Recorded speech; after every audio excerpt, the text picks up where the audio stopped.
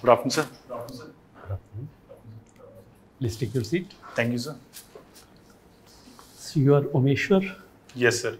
Tell us something about your family, your educational qualification, and other things. Sir, in my family, my father is head of my family, sir. He's ex-serviceman, and my mother is a homemaker. I have an elder brother who is serving major in army, and a younger sister who is happily married, sir. And my education background, sir, I did basic schooling from my hometown in district Nagra, and thereafter I shifted to Shimla and completed graduation from Government Degree College, Sanjoli, Shimla. I got commissioned in Navy after that, sir, in 2008 and released in 2020, sir. Okay. So you have done PGDBA. What does it mean? Sir, it's post-graduation diploma in business administration, sir. Okay. And then Masters in Nautical Science and Technical Operations. Yes. Tell us something about this. Masters in Nautical Science and Technical Operations, sir. Yeah. Sir, this I have done from Cochin University of Science and Technology, sir. It is through services. It's a 1-year-long course within service, sir. The officers, those who undergo this course, are awarded degree through Cochin University of Science and Technology. And the subjects covered in this are primarily operational planning of the ships and execution part of it, sir, with practical training and some theoretical subject and some confidential subjects, sir. When you were commissioned in the Indian Navy, what was your first rank and you retired as a? Sir, I commissioned as sub-lieutenant, sir, Okay. which is equivalent to lieutenant in army, sir. Yeah. And I retired as lieutenant commander, sir, which is equivalent to major in army, sir. And squadron leader in? Air Force, sir. Yes, Good, sir. good. You're having a very checkered career, but still after your, when you left this Navy, you worked as a manager security? Yes, sir. Okay. You're still working over there? Yes, sir. So where are you posted these days? At Amritsar, sir, right now. Okay. What are the duties of a manager security? Sir, manager security is generally posted at a zonal officer. And zonal office has, presently our zonal office has 92 branches under it. So security manager has to ensure that all security aspects, be it gadgets or be it physical security, sir, are as per the SOPs, sir. Recruitment of gunmen, then drill and evacuation drills of gunmen, sir. Firing practice for gunmen. Then security gadgets like CCTVs, DVRs, all these are functional and all measurement as per SOPs are taken, sir. Okay. You got this post just because of your service in the Yes, Indian sir, Navy. it was. Okay.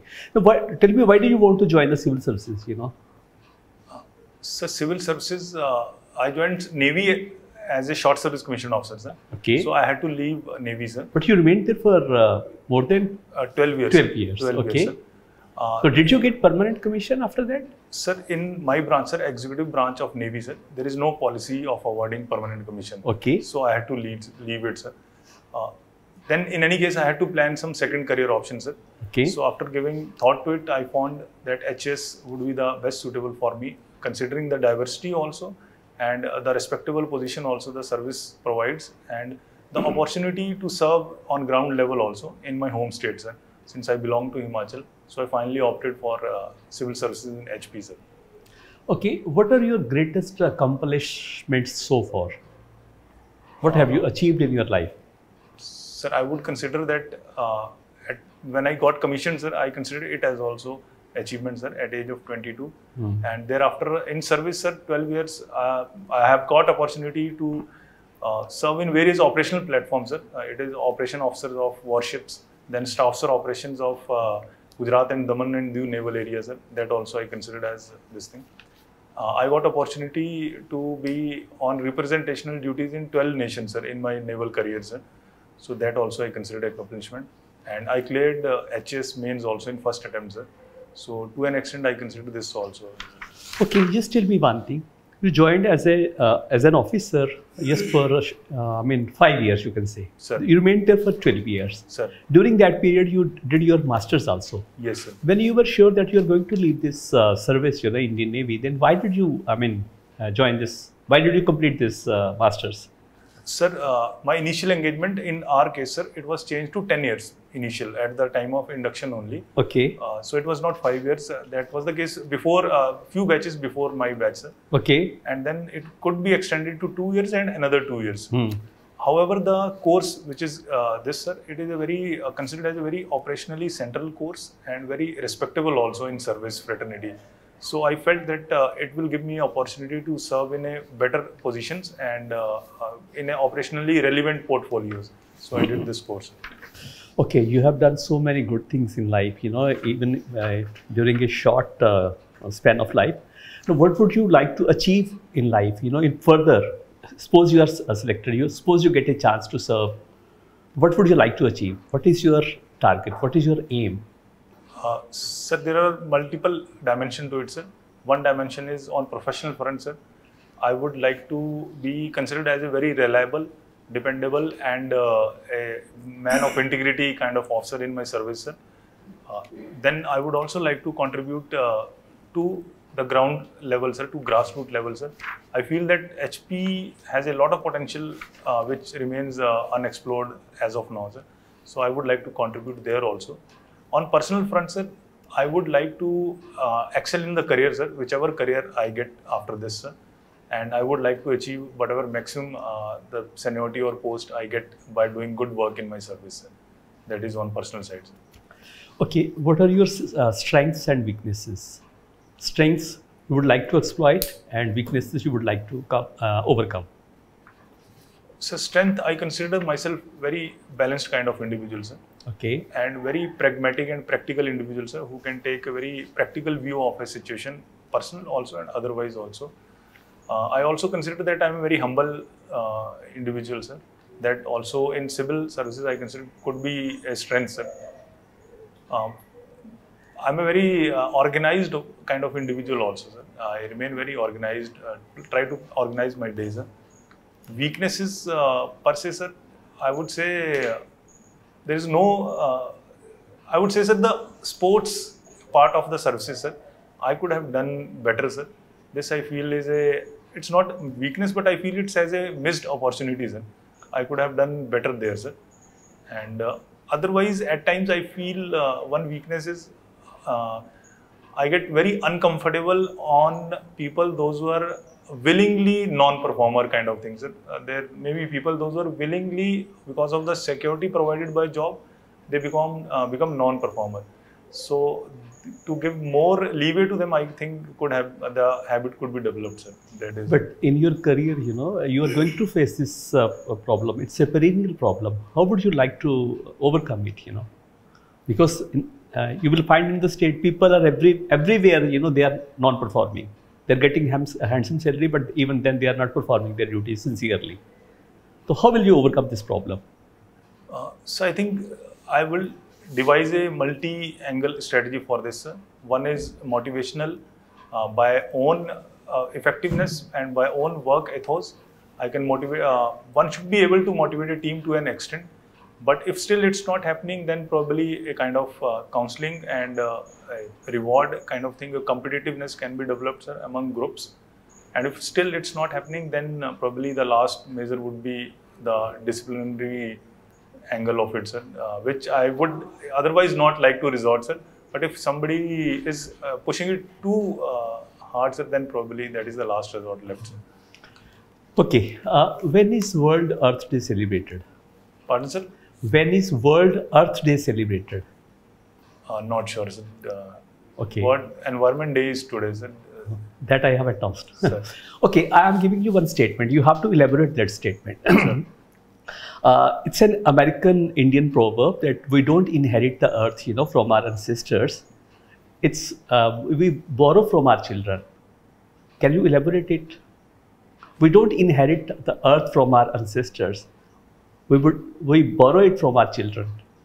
So it probably means we are taking the share of what our children will be using later after us, sir. So in that sense, I think we are borrowing what is their share also, because finally it will be handed over to them also. So whatever we are using, we are exploiting is their share, sir. So probably that it means, sir. Okay, what is the significance of the word inherit in this proverb? We don't inherit from our ancestors, you know. Inherit means, sir, what our in this sense, sir, what our ancestor has left over for us, sir. Probably that is, I'm not sure about this, sir. This what I'm able to make out right now out of this, sir. That means the earth, it's not our property, you know. Sir. But we think that it's our property. We can exploit it to any extent, which is not fair as far as the earth is concerned. Sir. So anyway, you know, a couple of years back when Prime Minister Modi, he became the Prime Minister, he said that I'll try to make India as a $5 trillion economy. What do you think? Is it a dream or a reality? Sir, I think it is a reality, but the target set may get delayed by a year or two or something like that. Because of the COVID-inflicted challenges also, the economy could not do well. And otherwise, I think 5 trillion economy is not a very unachievable kind of goal. If everything is rationalized, man resources, then material resources rationalized, and all department, all sector of the government start contributing, I think we can achieve it also. Okay, what is your opinion on death penalty? I mean, is it right for the state to take the life of its own citizen? What's your take on that? Sir, at purely face of it, it looks wrong to me, sir. But when I go deep into this, sir, I find that there may be occasions when taking a life is mandatory also to send a some kind of a rarest of rare crimes. If we still leave the culprit, sir, it will send a very wrong message in the society that come what may, I'll be at least surviving. So for giving kind of a deterrence effect to rarest of the rarest crime, I think death penalty should be there.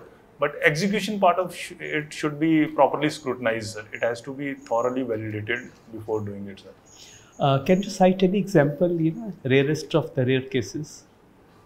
Sir, I believe Nirbhaya case was one of the rarest of rare, sir. Okay. And what do you think, you know, if death penalty is given to a person, will the death rate, will the crime rate come down?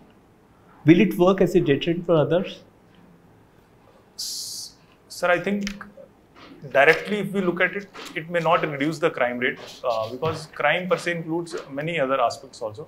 But yes, to an extent, it will send a benchmark signal to the culprits that beyond this crime will be dealt very severely. So if we look at only that severe part of it, sir, then it is effective. But normal crime rate may not come down by death penalties.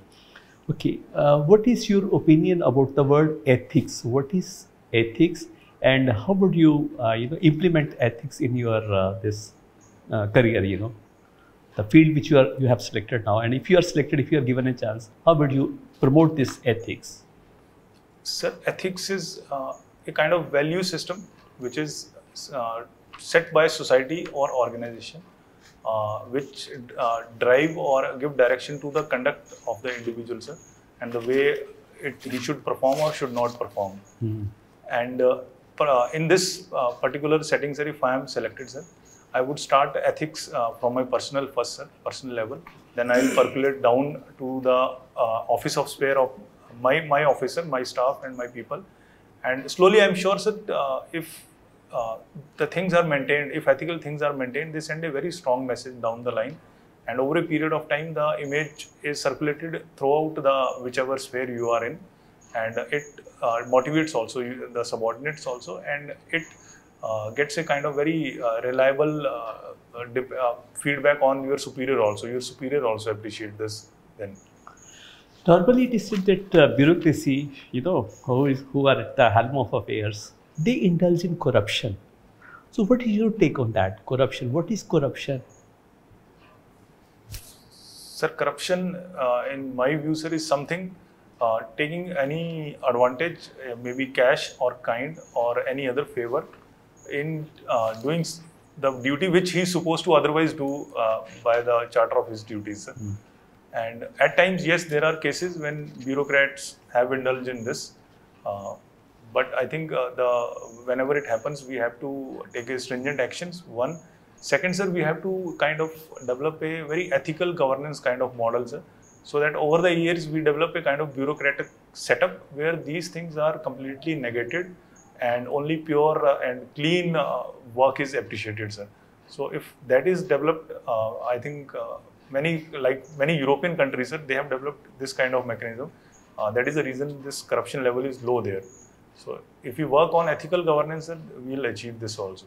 You're posted in Amritsar, and you know that a couple of months back, AAP government came into power, and the first, after a couple of days, the chief minister, he gave a number that you can contact me on that, and after that, you must be knowing that the health minister of the state, he was caught. Yes, sir. So how can you explain that? So I believe the idea of government in the new government which has come, the idea is very praiseworthy, sir, to create a kind of clean politics there. However, the individual level, sir, the ministers and everything, the other people, the honest practices in them is yet to be inculcated, sir. Finally, they are coming from the same setup, and even the policy, even the party ideology is to be non-corrupt governance. The individual may not change overnight, sir. So I think it will take some time, but things will improve. There are some culprits also in system that needs to be handled, sir. Okay. What is Jal Jeevan Mission? Sir, Jal Jeevan Mission is to provide running tap water to every household, sir, in our country, sir. Your name is Umeshwar. Yes, sir. Can you tell us the meaning of your name? Sir, it means Lord Shiva, sir. What do you think, what qualities of Lord Shiva do you have? Sir, I think the kind of strength. Okay. Lord Shiva is considered as a ultimate source of strength, sir. I consider myself also I have very strong willpower, I consider, and that is one, sir. Consider it as one of the strengths, sir. Other is also to be very, Lord Shiva is very simple, humble and down-to-earth kind of God, sir. Right. So I consider I am also very humble individual, sir. One more question. What do you know about IK Gujarat doctrine? What are its features as far as India's geopolitical interests are concerned? Sir, IK Gujarat doctrine was given by former Prime Minister of India, sir, in early 90s, sir, if I am able to recall correctly. And it was regarding neighboring relation with neighboring countries. And it was on basis that relations with neighboring countries should be peaceful and mutual respect, sir, and to respect territorial integrity of all the countries, sir. Okay. These were the features of this doctrine. One more question related to your field. What do you know about El Nino? And how does it affect the Indian monsoon? Sir, El Nino is a phenomena in the Pacific Ocean, sir, where off the Peru coast, sir, the warm currents, they change direction, sir. Okay. And whenever El Nino happens, sir, there is a lesser rainfall in Indian subcontinent, sir, because during monsoons. Okay. Can you tell me what are the main mechanisms behind the occurrence of Indian monsoon? Sir, one is, there are multiple factors to it, sir. One is intertropical conversion zone, sir, which shifts to around 25 to 20 degree north during the summer season, sir. Right. So the divergence, sir, the currents which then intertropical conversion zone reaches Indian subcontinent, sir, it automatically attracts the winds. It pushes the winds to the northern direction, sir. From southern hemisphere, when they shift to the northern hemisphere, sir, they change their direction to the right hand side, sir, and they enter into the Indian subcontinent. Okay. Other is, sir, the warm temperature which facilitate evaporation, and the winds which are flowing over the sea, sir, they carry moisture with them. Okay. Can you tell me what are the basic features of Gothic style of architecture? Sir, I had read about it, but I am not able to recall all features of it, sir. Can you explain about Nagra style of architecture? Sir, it is North Indian style of architecture, sir. Okay. In which what are its basic features? Basic feature is, sir, Shikhara, in which Garv Griha is there, sir. Okay. And it is a cylindrical kind of Shikhara, sir, which is there in these kind of temples, sir. Right. And there is one mandapam also, sir, and the plinth on which the temple is constructed, sir. Right. I'm able to recall that much only. Could you give some examples of Nagra style of architecture? Sir, generally North Indian temple are of this style only. Even Chaurasi temple in Chamba, sir. I consider, if I am able to recall correctly, sir, they are also of this style only. Okay, can you tell me about the style of temple architectures that are prevalent in Himachal? So one is pyramid style, sir. Okay. Other is Satluj style, sir, which is Satluj Valley style, sir. Right. Then it is Shikhra style also there, sir. Shikhra style of temple, and there is a hybrid style, sir, which is mix of one is the pyramid style of temple, sir. Then it's a hybrid which is mix of both pyramid and I'm forgetting the name, sir, but these two three styles I'm able to. What do you know about due process of law and procedure established by law? Sir, procedure established by law is, sir, any once the any law is seen in the validity of the how who has framed it. For example, sir, if Parliament frames some law, then the regulation will be viewed in parallel with what Parliament has already approved. Basically, the content of it is validated on basis who has made it, and if it's made by the designated authority, it is considered as true, sir. Due process of law is, sir, it questions at times the validity of law. Even the authority constituted authority which has made it is valid to made it. For example, if Parliament makes some law, it is generally in the US, sir, where Parliament makes some law, it can be challenged by courts, sir, stating that it hampers the fundamental rights of individual or something of that sort. Okay, can you tell me how the magnetic field of the Earth is formed and how is it helpful for us? Sir, magnetic field of Earth, what I understand is because of the core of the Earth, sir, which is of iron and nickel, sir, heavy metals, and because of that, the magnetic field is developed, sir, and it is uses of it, sir. I'm not able to recall other than it is used in navigation, sir. Okay. Sir. There are three sects in Buddhism, that is Hinayana, Mahayana, and Vajrayana. Sir. Can you throw some light on Mahayana sect? Sir, I had read but not able to recall now, sir. Okay. Do you know Lord Ripon is regarded as the greatest reformer among the Governor General of India? Can you tell some works done by him from Indian's perspective? In favor of the giving powers to the ground level, sir. That is one, sir. Other is he was also in favor of the Indian National Congress in initial years. Other than that, I'm not sure. What do you know about subsidiary system and how the system proved advantageous for the British government? So, subsidiary system was the system in which a state was asked that in turn of the security, security was provided by British East India Company, sir, and state had to abide by certain regulation of the East India Company, sir.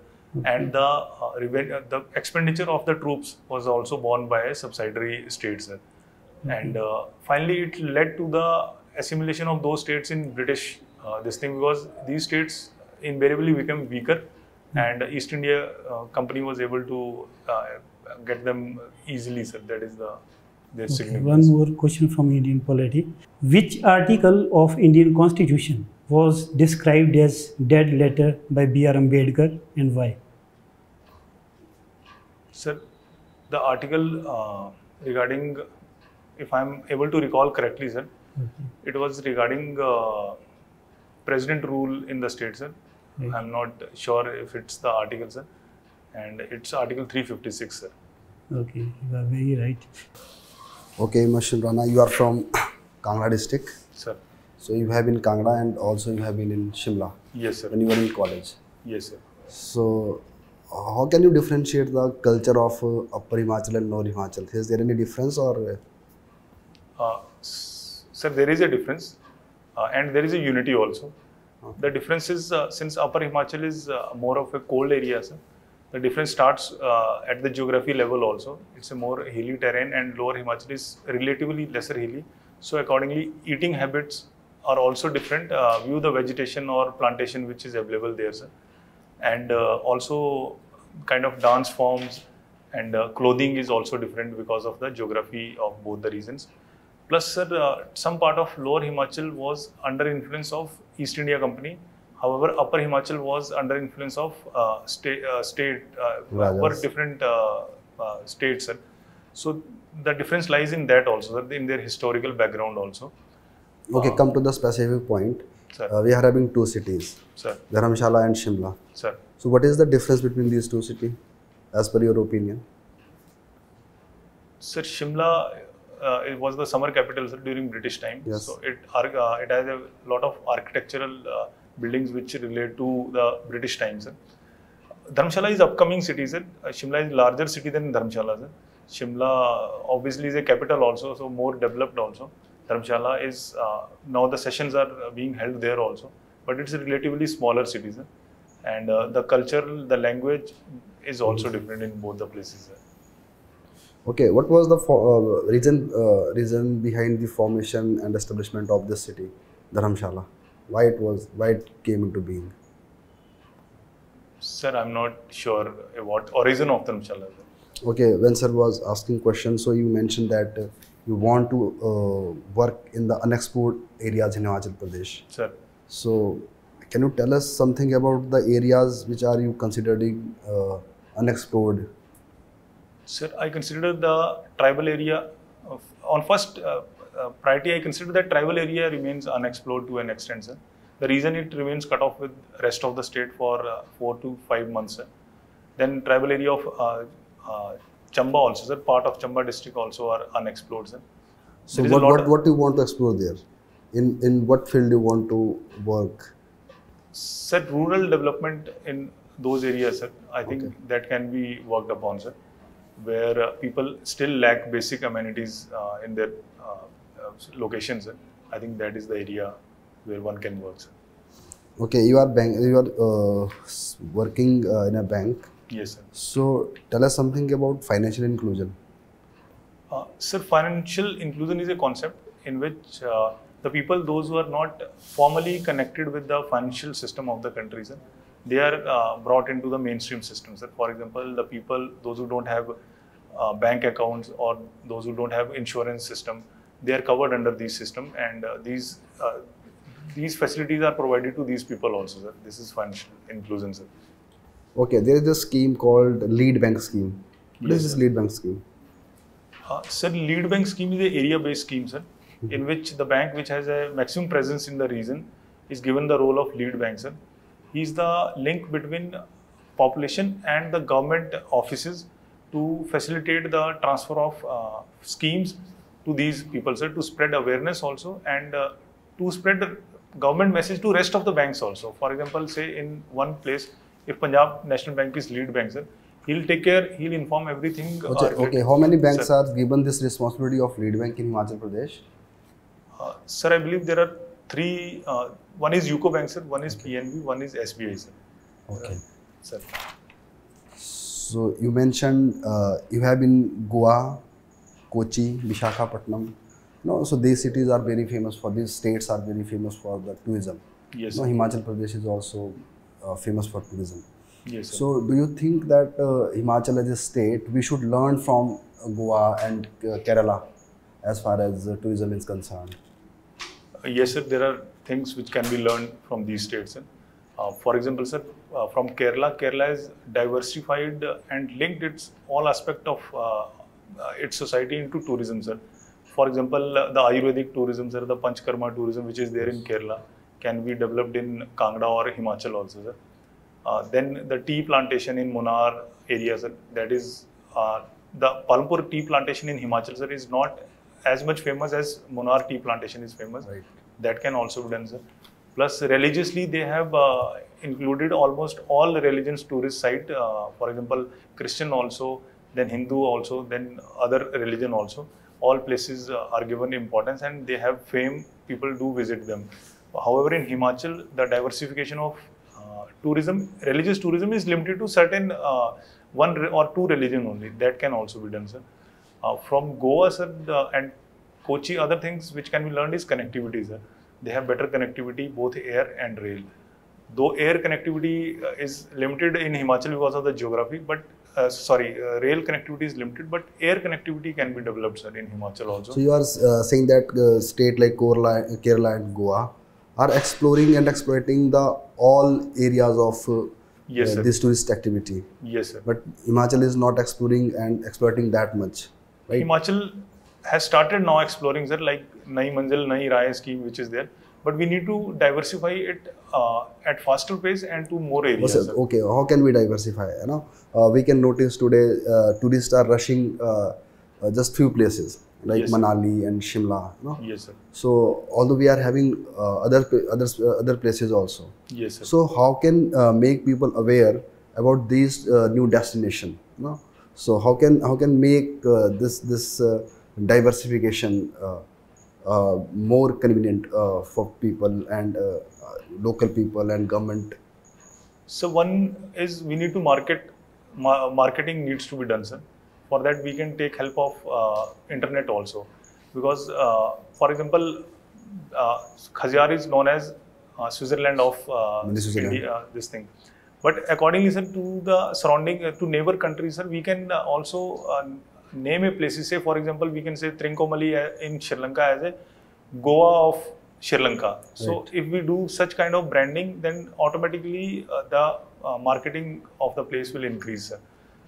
Same way, sir, we need to diversify on connectivity aspect also, and we need to remove the irritants to the tourist. Sir. Once tourist enters, sir, after stay, when it goes back, the overall feedbacks needs to be very pleasant to them, sir. The overall experience. For example, when it lands in a bus stand, it should be prepaid taxi system should be there.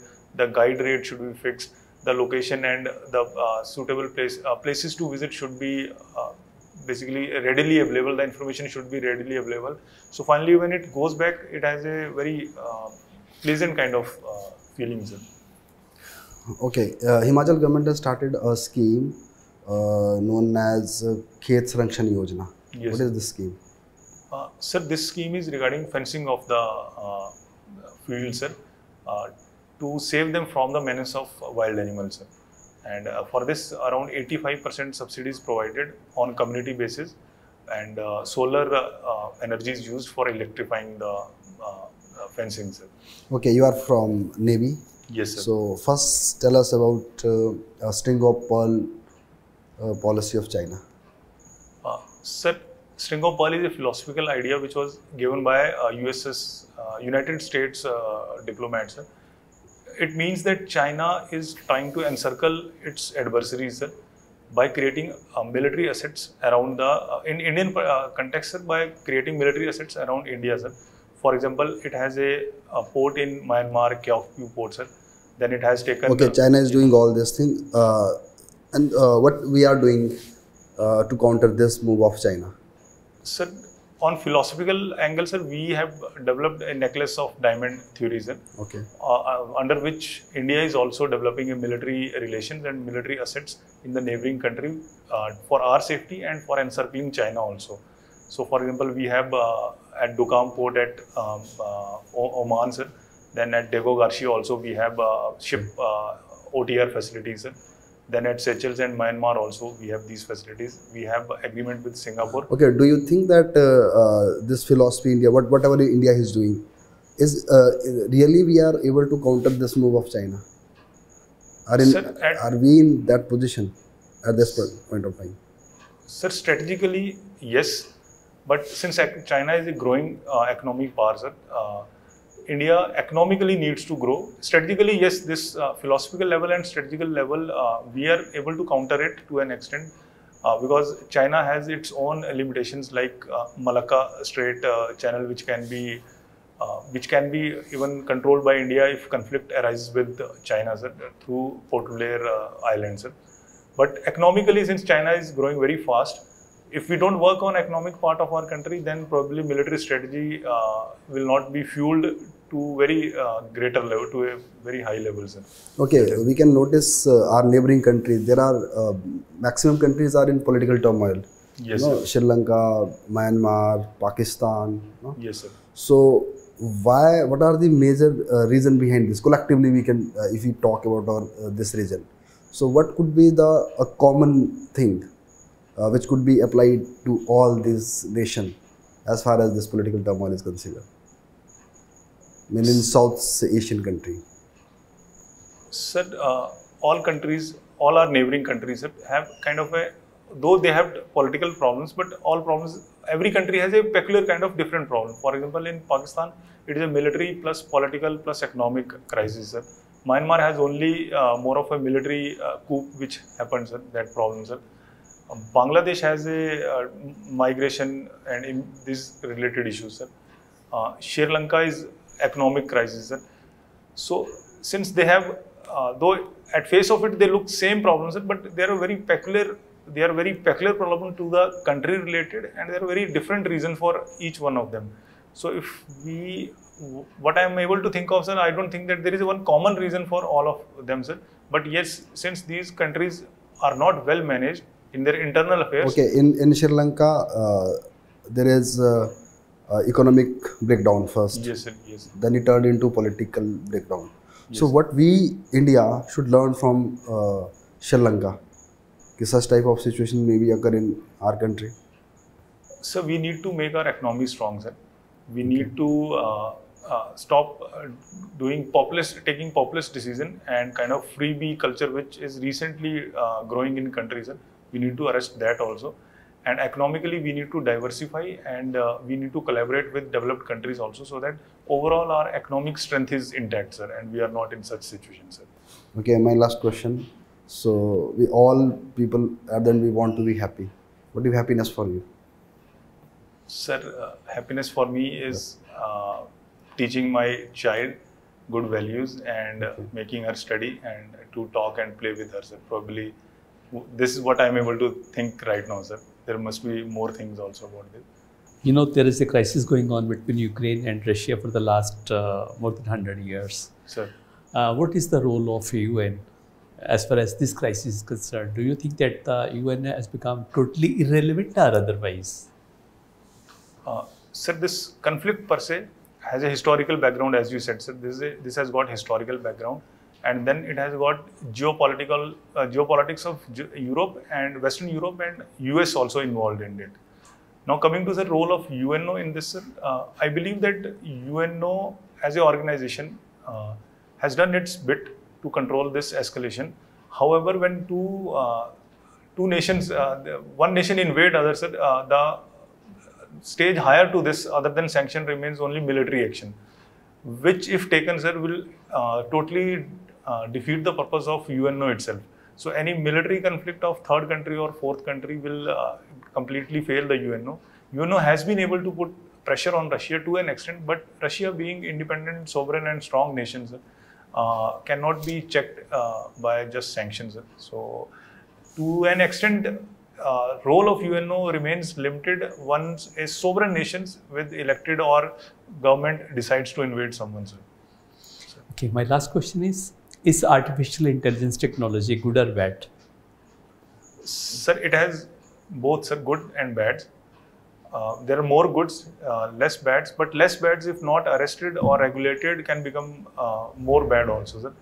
It has many utilities, sir. So I consider it as a good. For example? Sir, it has use in robotics, sir. It has used in medical sciences, sir.